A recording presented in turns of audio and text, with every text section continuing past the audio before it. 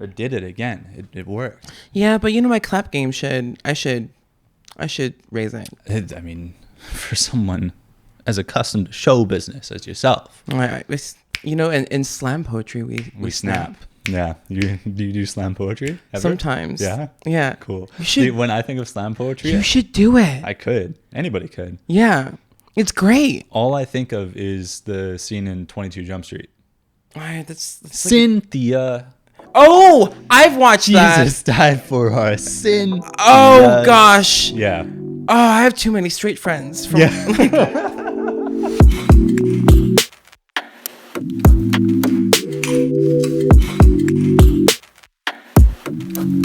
Oh gosh, he's so funny though. Oh yeah, no, he's incredible. What's his name again? Jonah Hill. Jonah Hill. Yeah, no, he's top tier. Yeah, he's great. Top tier comedian. Yeah. Did he use it like a Jesus allegory there? Like sin would have been really good. Just died for our sin. Oh, good job. Good job, Jonah. Cried.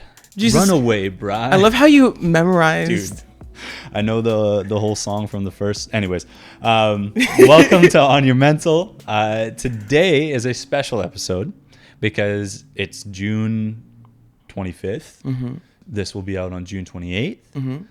And June is Pride Month. Yeah. So we get to do a Pride themed episode. Yeah. And that's cool. Let's queer it out. Let's get queer. Let's get queer. I'm queer and I'm here. Are you used to it yet? This is at least used to I've it. made you used to it. Yeah. I mean, the amount of time that I spend nearby you in a week when we're both full time, we both work together. I'm used to it. Yeah.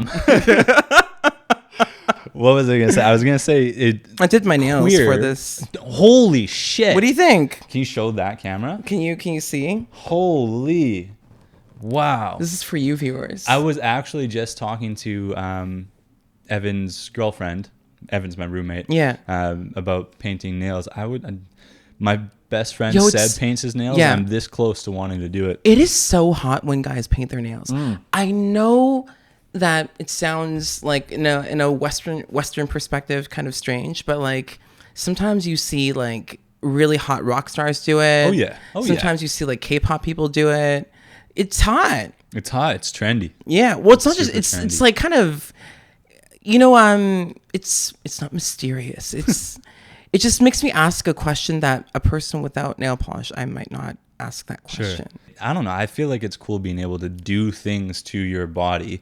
Like for me, like I like tattoos. I want them so bad. Do it. I need to be like, but it's like under. Another thing to augment, and it's not permanent.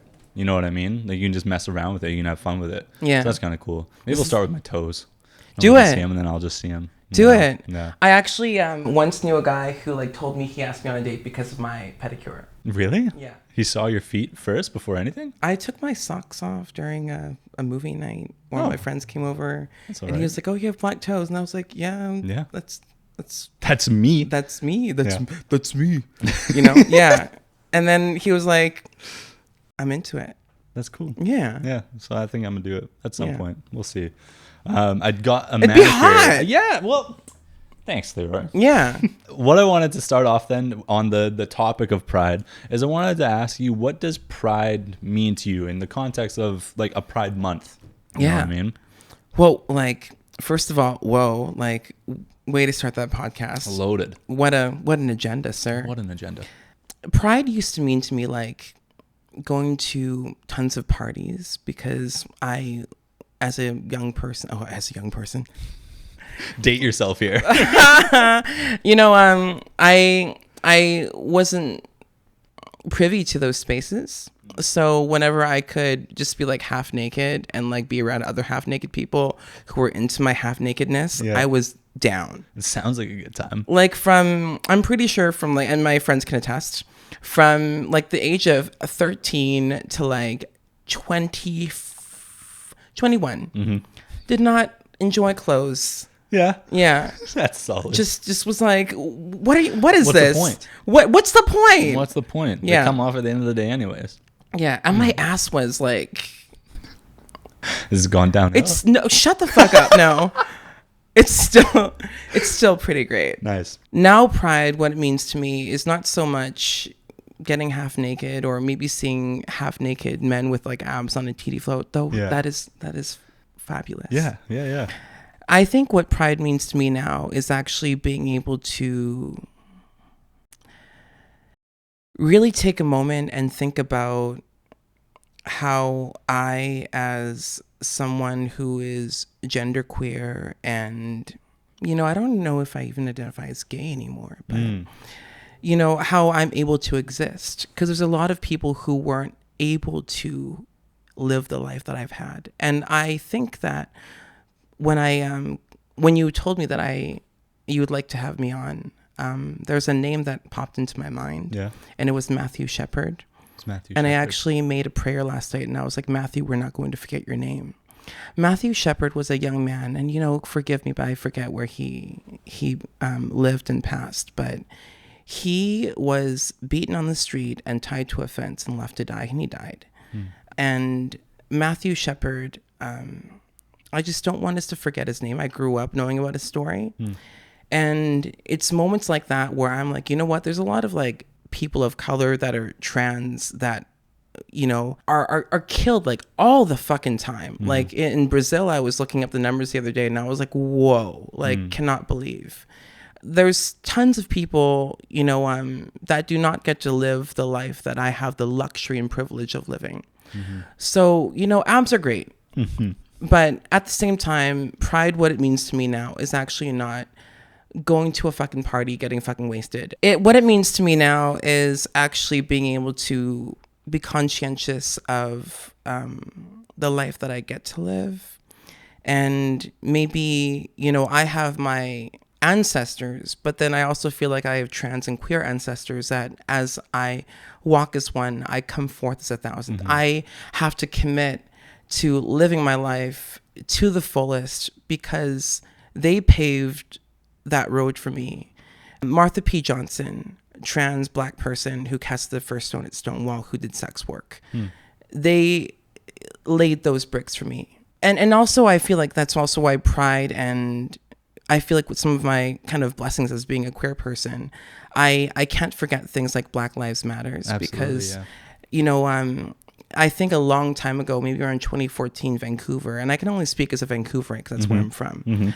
But there was a huge debate around should we have the presence of police, uniformed police at Pride. At Pride, yeah, I remember that. And a lot of people were for it. I had a lot of friends that I just didn't talk to anymore because of the stance they took. And it wasn't so much their opinion, but their inability to also see my side of things. Because I respect people who lay their lives down for our safety. But at the same time, pride is rooted in protest. And for me not to recognize Martha P. Johnson and all the people of color, Black lives that have paved that road for me. My lingo, if you watch RuPaul's Drag Race and you say girl or whatever it is. Yeah, I feel you. It's Black people who have done that work. Black people have been at the forefront of the culture. I'm not Black, so I can't speak for Black people, but I just need people to recognize, especially young people, when they digest media from all these different avenues, remember the source, the kombucha, the mother, is, the work has been done by Black people. Yeah. So one of my queer blessings, long story long, is that, I can't forget those histories that are rooted in the ground that I walk on. And pride needs to be a time where we all recognize and give thanks to those influences and to that work being done. Yeah. I think that pride it serves as a good reminder, and it's like a month of almost like reflection on people who have paved the way, right? Someone like myself, a straight white male, when I think of pride, my initial thought goes to like the vain, like superficial part of it, which is the guys with the abs walking around shirtless on whatever it's street so where they do the cliche. parade. It's very cliche. Yeah. But I know that pride has evolved so much more, right? When I think back to when I first was aware of pride even being a thing in Vancouver, my perspective as a kid was like, oh, it's about gay pride. And that was what it was like limited to. I'm gonna snap for that. Yeah. that was what it seemed limited to. Right. Whereas now it's so much more inclusive to other people who are fighting their own battles for representation and sort of value and comfort in the world. But isn't it funny how everything's connected? Yeah, it's cool. I love how everything's connected now. I'll be honest, I don't understand all of it. I don't understand everything, but I think that's important when you don't understand, especially, again, from my perspective, a white straight male. Just accept it for what it is and learn as you go. You know what I mean? Like, just take it for what it is and roll with it. And what I mean by not understanding is everything on or within the LGBTQ plus community. I don't understand all of that in my head. I can understand gay. I can understand trans. I can understand some gender fluidity stuff. I don't know what else. Like, what even is queer? You mentioned queer. What is enveloped in queer to you, to your perspective? What's included in that? Well, I used to be a baby gay. What's a baby gay? I don't know, just when I was like a really young person, I was really fucking gay. And you know how when you're young and you're like, you finally, all that shit that begins in your early kind of teenagehood, you're free of, and suddenly you found one thing, you're like, oh, that's me. That's exactly who I am. Well, for me, sometimes like being gay, when I finally was able to kind of exercise all of that kind of hatred out of my body, I was like, that's who I am. That's exactly who I need to be all the time. So when I was younger, I identified as gay. And as I kind of maneuvered my way around being an adult and like making out with people and being naked, and as a performer, I was able to kind of travel into many circles, be it like the burlesque community, which is fabulous in Vancouver. If you ever go on a date, go to burlesque. So much fun. What is burlesque? You don't know what burlesque is? I have like a sense. I don't know what it is. Reuben! I'm here to learn. What is burlesque? It's in my head, I picture like people dancing up on a stage thing, and it's like low lighting. You got your little tables. Well, I think it's like Moulin Rouge. Kind of like drag, it can be like a magnet for so many different mediums coming together. But what I've experienced in Vancouver is that it's very body positive. A lot of it is women owning their bodies, owning their sexuality. Women also who are trans, who are welcomed in that space. Queer women, women of color, just singing and the art of the tease and themes, multiple kind of disciplines coming together, people that host who have a wicked sense of humor. The Vancouver International Burlesque Festival is huge. Yeah. What were we talking about? We were talking about what being queer is to you, and What's it became a burlesque. What's a Brexit? Yeah. So in the beginning of my journey, I really identified as gay, and I really hung on to that label. And as I was more mindful of how I moved between spaces, and I opened my mind up because I was able to go to all of these different circles, I identified more as queer. Because gay, I feel like, is, if you're talking about like sexuality, I guess it's like a cis male attracted to it, like a cis male. Yeah. It's also like limiting in its description. You know what I mean? It's how I would describe myself, being straight or heterosexual. Yeah. Like, I'm attracted to women. That's about it. That's about the end of the block for me. But then gay is the same way. It's like, oh, I'm only a man attracted to a man. Yeah. And I don't mean to at all sound ignorant. Would a woman attracted to a woman, is that also considered gay, or is that specifically defined as lesbian? Well, I think, I guess popular culture and like popular patois has something to do with it. I know a lot of women that also use the word gay, but I guess like in a more like technical sense, it would be lesbian. Sure. But I soon strayed away from that community also because I found that in the gay community, I didn't feel that there was a huge welcoming for those who are of color. And I'm just going to be real. Yeah, I'm just going to be drunk and real. Sure. There's nothing in these cups. This water's really strong. Yeah. I feel like there wasn't so much of a space made for those who are femme. So as I did my inner work, and I explored different facets of the queer community, the LGBTQ2S community, I really began to open my mind and I unpacked that internalized racism. I was like, that doesn't mean anything to me anymore. I threw that away. Suddenly, people of color, I was like, I'm sorry. I want to hear your stories as well. I want to be a part of that community. My ideal man wasn't cisgendered, wasn't a white man anymore. As a person of color that grew up predominantly around white people, I think, and also, with media telling me that, Western ideals of beauty that's what I should, that's what I should aspire to. I really just did like a lot of unpacking. And after I did that unpacking, I was open to sharing space and time with people who weren't straight cis white man, because I didn't need validation from that archetype anymore. So that also changed how I identified as a gay man. Right. So I became queer, and also because I don't feel like I am going to transition. I don't have that inclination in me. Sure. And I don't feel entirely male ever. When I was just like a little kid with like a stupid haircut my parents gave me, everyone would always ask me, "Are you a boy or a girl? Are you a boy or a girl?" Like, if I can just record how many times I got that and got money for it, like I would. You have like, at least $5. At least $5. No, it was just I would. Oh man.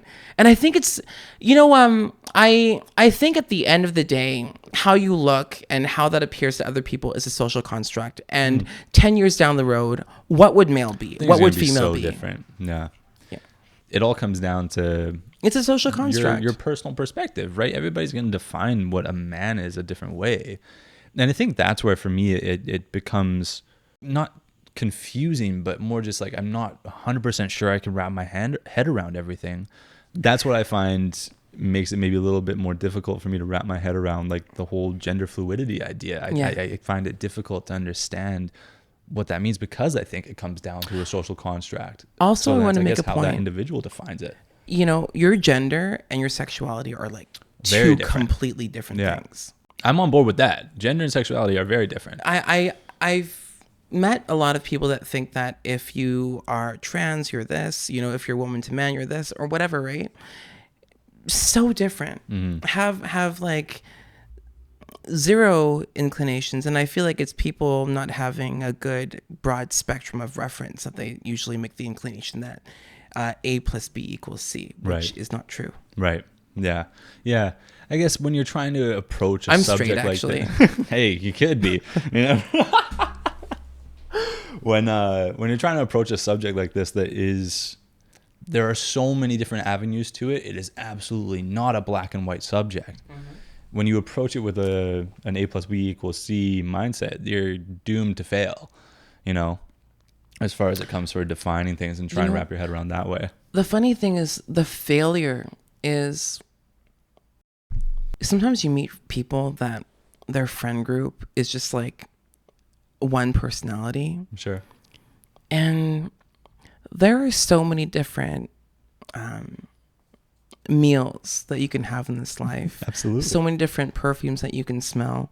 So many different stories that you can listen to. And what a shame in your lifetime to not broaden your perspective, but then to have yourself just close in. And not identify what traumas or whatever shit that you've gone through, or generationally, what has happened to you and your family that has made you like this. And I don't mean to shame anybody who's going through trauma, but because at the same time, people can't always choose the circles that they're around. And I have the privilege of being able to process my trauma and been given the tools to process my trauma. I think that's huge. I think that this general idea is why I'm so thankful for the group of friends that I have.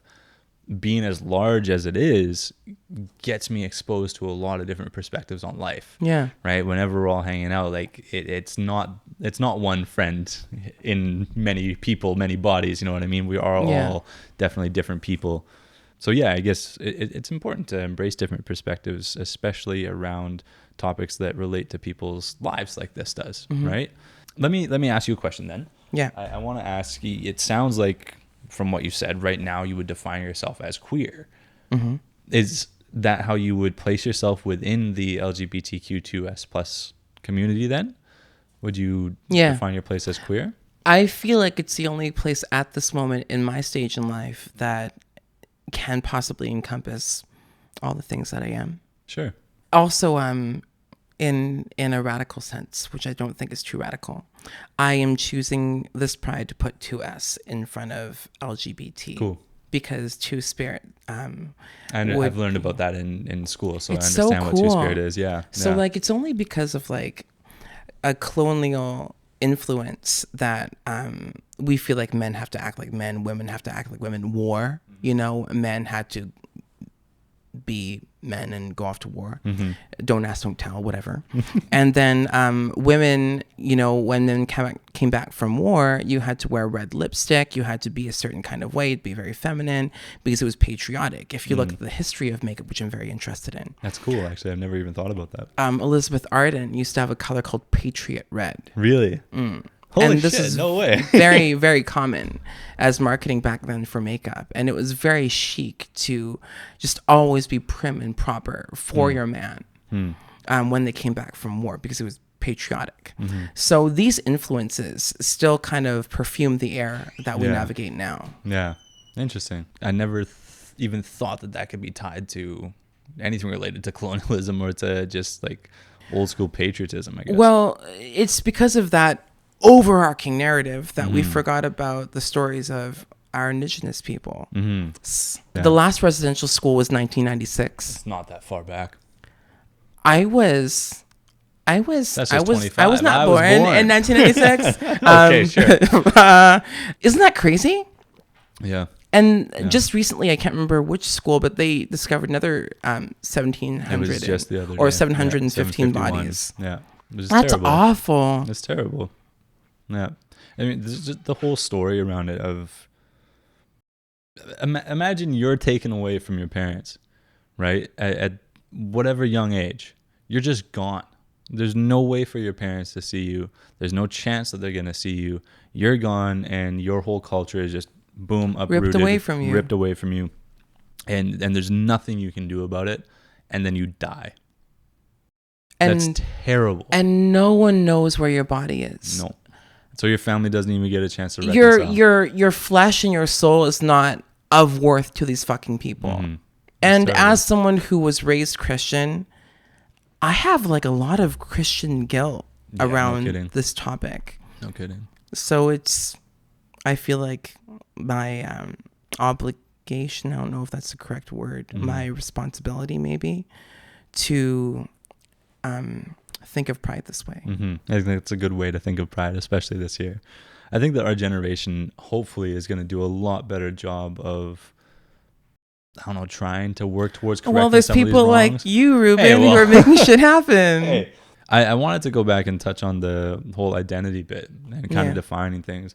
I will share, and I've talked to my friends about this before. I've genuinely thought at one point that I might have been bisexual. I didn't know. I wasn't sure. It wasn't that I was like attracted to men.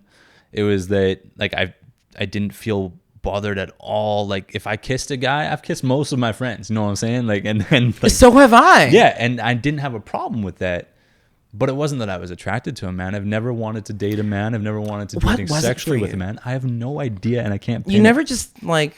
To me, it was like a way of just expressing love. Yo, legit. Yeah. And also, I feel safe here, so I can really be all of myself here. Yeah, like I'm cool with all my friends. You know what I mean? Yeah. It's like, whatever, I'll kiss you. Who cares? Just because you've done one action doesn't mean you're like looped into something forever. That's the thing, and I think maybe that's where people can... I've made out with women. Yeah. I'm pretty queer. Like, I don't know. But I think that's where people from outside of these communities can find it difficult to move your way through. Whatever. Coworker's gonna hear this about me too. What's up, fam? What's up, yo? I think that it is like that can be a bottleneck for trying to understand things, and it might limit your understanding of sexuality in this case is what we're talking about, right? And for myself, thinking that just because I've kissed a guy, I might be bisexual. You know what I mean? Like that doesn't mean it. Katy you know what I Perry mean? kissed a girl, and she she's liked it. pretty straight. She said she liked it. I'm pretty sure she's straight. Like I just get this intuition, like I'm pretty sure she's. I don't know. I also look at assuming artists, also though, makes talking about Katy Perry. Yeah, I do look at artists for not like inspiration, but just kind of like validation to be like, nah, it's cool. Like it's fine. Like whatever you end up feeling is fine. Tyler, the Creator, is gay. Isn't ASAP with Rihanna now? Rihanna. And fuck. All, you do. You're welcome, ASAP. God. She's the one. She is the if one. I could have one, like, what is it called when you can, like, get married, but then you have that one? A hall pass. A hall pass? A hall pass. My female hall pass? Rihanna. Yo. She's just so, like, in control of herself. Those legs? I can't. Nah, she's fine as hell. Wow. Mm-hmm. I would make out with Rihanna. I'd make out with ASAP. Legit. Oh, ASAP's handsome though. ASAP Rocky is gorgeous. I think he's one of the most handsome men on the planet. Oh, you know, I think it's a confidence name thing an too, album. to be honest. Sorry, I know the album, but I forget the name. What By is it? ASAP? Yeah. Which testing, long live ASAP, at long last ASAP. No, I thought ASAP's album. I thought I was an ASAP Cozy fan, Tapes? No. I'm getting Tyler the Creator mixed up with ASAP. Where the Flower Blooms. But like everything Flower Boy. Tyler the Creator does is great. Yeah. His I don't new know why I album get came them out mixed just up. yesterday, by the way. No Really, way. really good. No, No today. way. No today. way. Doja's album today too. Yeah. Yeah, I love her too. She's great. The album's Shots Fired. I know. It's I expect more from her. I will be honest, I gave it a quick listen. I skipped through a lot of tracks because it just felt, I don't know, like not Maybe at they're her growers. level. I don't know if they're gonna be. A lot of it felt the same as I went through the different songs. Yeah. It felt like a lot of the same kind of vibe, and it didn't feel like it was telling much of a story Right? to me, man. If you listen to Tyler's album when you get a chance, that's a story. Yeah. It feels cohesive. It feels like if you I'm play start to excited. finish, it's beautiful. I'm and there are excited. these weird features on there. Yeah. Sorry, we're getting distracted now. I can't believe I mixed back and Tyler wrap the things Creator up, with but- ASAP Rocky. Yeah, it is what it is. Can't believe they are really closely associated with each other. They're really good friends by the looks of things.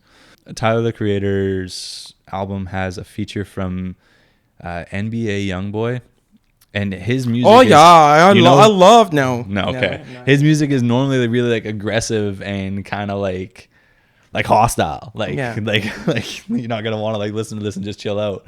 He has a feature on there where he's singing. And it just completely threw me. I didn't know it was him. And then you can start to piece it. You're hearing his voice. If you listen to his music, you're hearing his voice. You're like, holy shit, this is NBA YoungBoy. Great album. That's the end of that story. But I wanted to sort of start to steer us towards an end of this episode, if you will. People often say that in Vancouver, it's hard to meet people who want a relationship. And so I wonder, in your experience, have you ran into that in the communities where you've dated in? Well, I was really curious to hear how you would answer this question. Sure. I mean, I'll share my own perspective then. I think I'm guilty of it because I'm one of the people who says that I'm not ready for a relationship, and I'm not, right? But everybody wants connection. Most people want connection, and so I would still go on dates with people. Currently, I haven't been probably for the last couple months now, but I'm nearing a point where I might wanna. You know what I mean? Summertime. Anyways, right? it brings it out in you, you know. But like for me, I wouldn't like if I'm going on dates with people, it wouldn't be for a long-term thing. So I know that I would be imposing that on other people if they were looking for it. I think that I would be setting them up for disappointment, whether I know it or not. At the moment. But aren't you worth? I'm worth the time regardless. But aren't you worth the gamble? Myself. Yeah. Because I feel you. You know, I recognize that leading somebody on. That's what I'm like conflating it with too. There's a responsibility, and I do feel guilt. And I recently had to make this makes me sound so shitty. It was like I was downstairs on a bench here downstairs after work, and I made a 45-minute phone call. To this person I was seeing. Yeah. Why was it 45 made me minutes? feel really beautiful and really lovely that's and really great, but I'm not ready. Yeah. And that's okay. You know what I mean? But, you know, people that have was their like own the times. shittiest phone call I've ever had to make. Yeah. Was it the phone call that kind of ended the seeing you? I had to. Just Yeah. something had to. I knew it was correct. I knew it was right. I knew they were getting really deep and invested, and The longer you let that go, the worse it's going to be. that's exactly it. And so I think, yeah, I mean, I guess then if you've run into that too, I guess you've been on kind of like the giving end of that feeling of not wanting to commit to a relationship. And to me, it's when you're looking for a relationship, I think that's when you run into failure. Not failure, but that's when you might run into people who don't want the same. Right? It's hard to go at things with a closed mind. I think that when you're looking for a relationship, I think that that's a closed mind.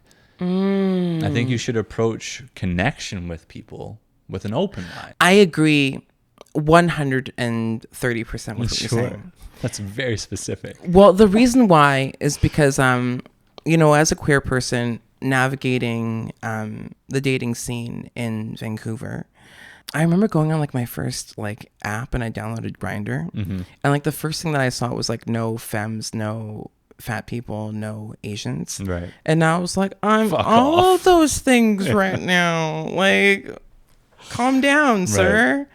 So that was the end of it for apps for me. So I felt like I had to meet people organically. But at the same time, yeah, there were moments where it was fucking lonely and it felt impossible. Impossible. So I probably like smoked a joint and then like sat with myself for a while and really thought about, you know, what will the answer be when the dirt comes to the bottom of the glass of water, and when it's clear, what will the answer be? And I realized that part of this equation, and this sounds convoluted and maybe even a little simple. The best way to address these things is convoluted and simple. I love it. But, you know, if it's an equation, I can't control this, but I can control this. So I can control how I react to things, and I can control my perspective. And speaking of colonialism, I really had to think about this space that I navigate as I'm dating. And I had to think about how I exist in that space. And again, I really had to think about, you know, these people that don't want me. They don't want me because I'm too femme or too tanned or too twinky or too whatever. Are their reasons for not liking me legitimate to me? And if they are, will how they devalue me mean something to me? And the funny thing is, as I really marinated and ruminated in those questions, the answer was no. Always. I really started that internal journey of recognizing those faults and those false ideas and those social constructs. And that made me also open up my horizons, and my ideal person changed. So no longer again was it, oh, what, man, who was this? Yeah. Sorry about it. Yeah. It was not a man who was really fucking buff and could give me really good hugs. It was a man that made me feel safe. A male presenting person that made me feel safe. And could hold a space that allowed me to be who I am at the moment, but who I also want to be. And as that idea changed, that destination, the happy place, the ultimate destiny of my romantic life, I realized that, you know, it's not so much the end game. It's more about the journey towards it. That really is the most important. My definition of meditation, and I heard this from Tracy Ellis Ross, who is Diana Ross's daughter, and I remember before I had to teach people at work, I would channel my inner Tracy Ellis Ross, and I would listen to her interviews over and over. But she said, you know, meditation, how she defines it, is doing what you're doing while you're doing it. So I feel like to be conscientious of your environment and how I exist in that environment, and to be doing what I'm doing as I'm doing it, as I'm walking towards a destination. The lessons I learned are more important than even banging Rihanna here. Yeah. At the end of the I love you, Rihanna. I love you so much. But you are not as important as the lessons that I'll learn, as my horizons that will open, as the people that I will allow into my life. Because before, again, I needed validation from a white, cisgendered, straight man to tell me that I was beautiful. But as I got older and as I got more wise, I realized that I needed myself to tell myself that I was beautiful and worth loving without conditions.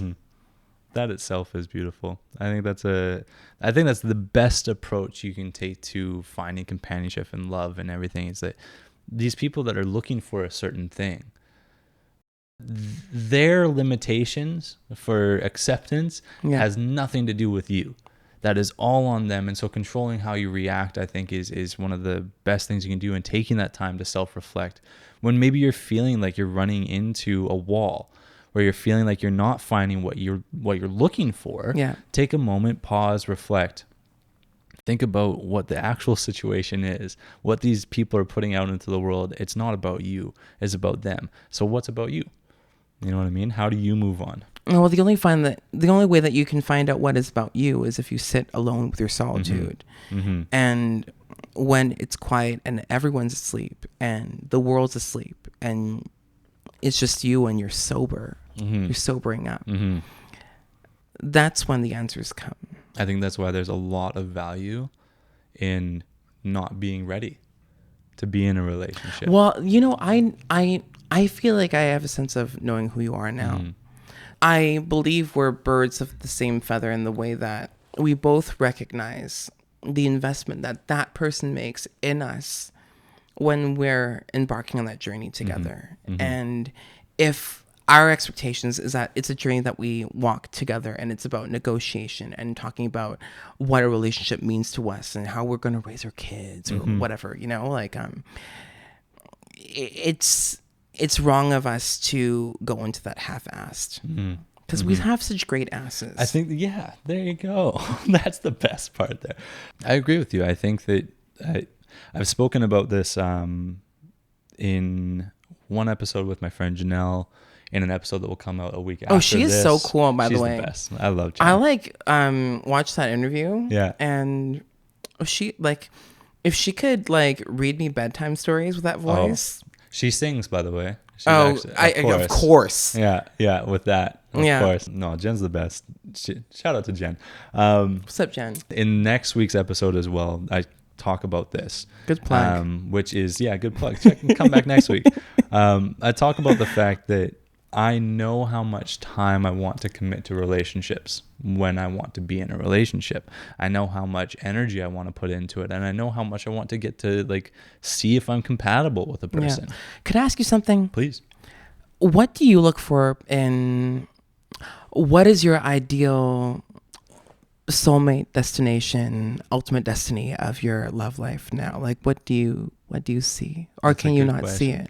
I think that every relationship that you have will build your answer to this question over time. And so where I'm at right now, it's a political answer, but where I'm at right now I've only been in 2 long-term relationships. I've dated around with more people than that, but I've only been in 2 long-term committed relationships. Sometimes I feel like I've never been in love at all. Really? Yeah. I definitely have been in love. And so I don't know what created that feeling. I think a lot of it, and this is going to sound cliche, but it is what it is. A sense of humor was huge to me. Having a similar sense of humor was huge. And my last partner and I, we connect like nothing. It's crazy. So important. It's crazy. You know what sucks too is when you compare and you're like, we don't click .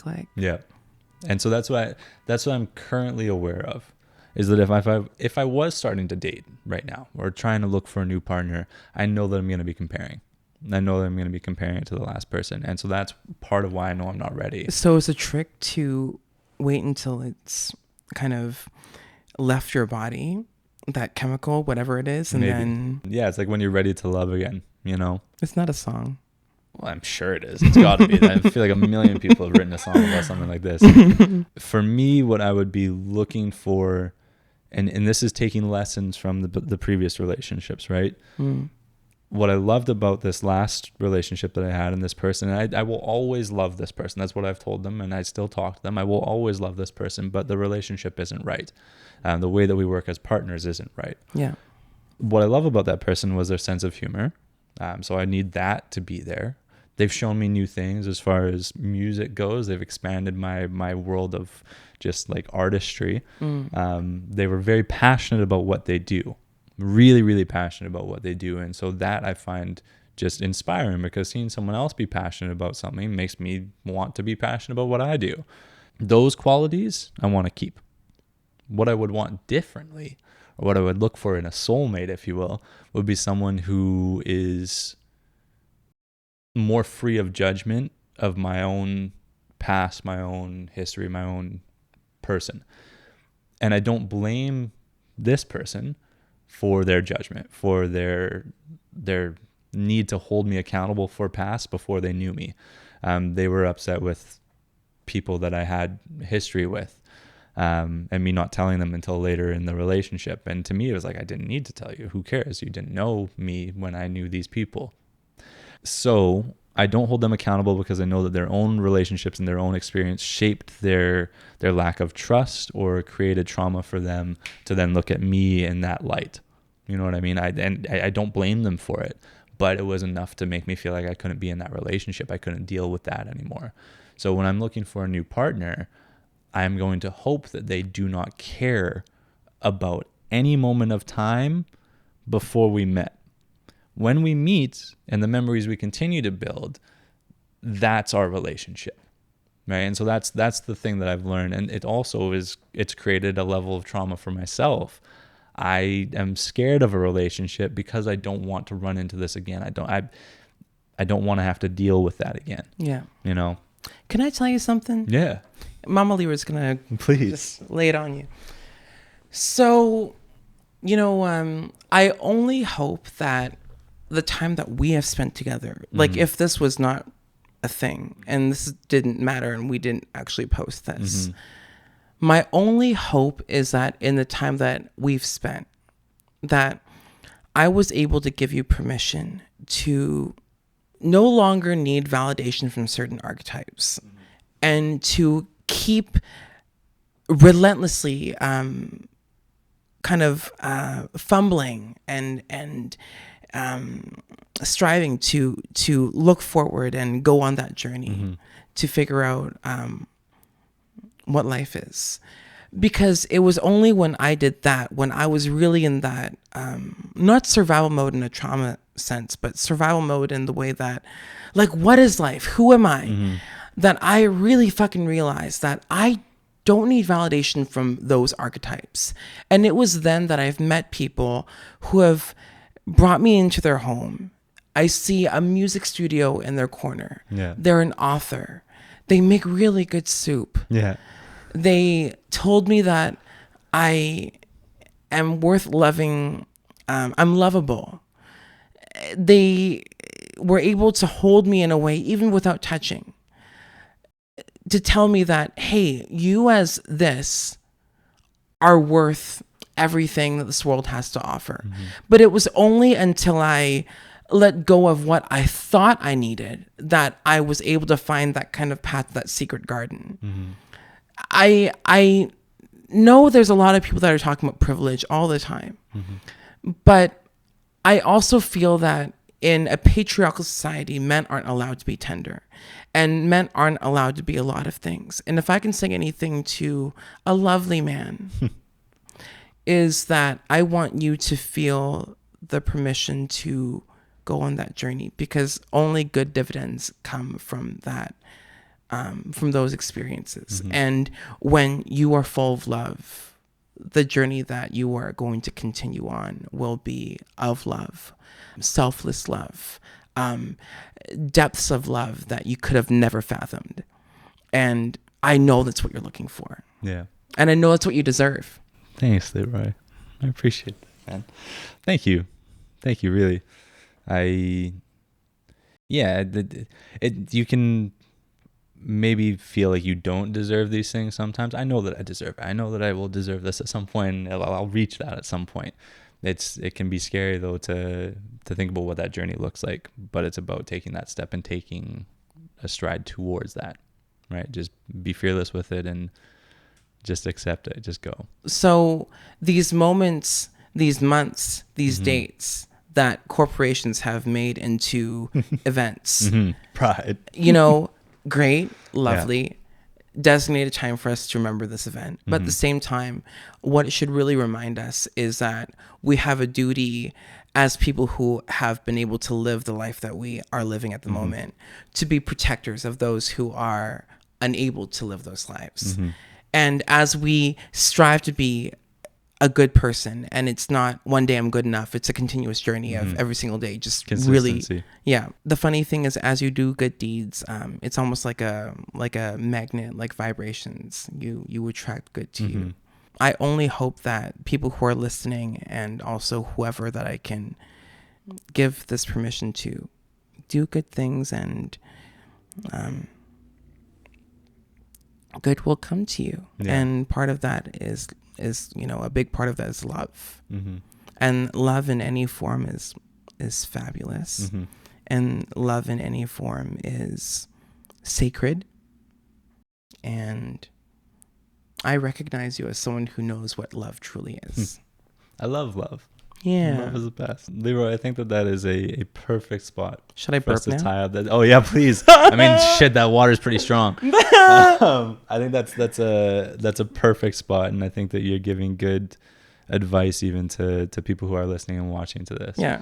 So yeah, thank you. Well, thank you for coming on the podcast. Thanks for inviting me. Absolutely. This was a lot of fun. Yeah, I really enjoyed this. I wish I teased you more. No, I'm kidding. Hey, anytime.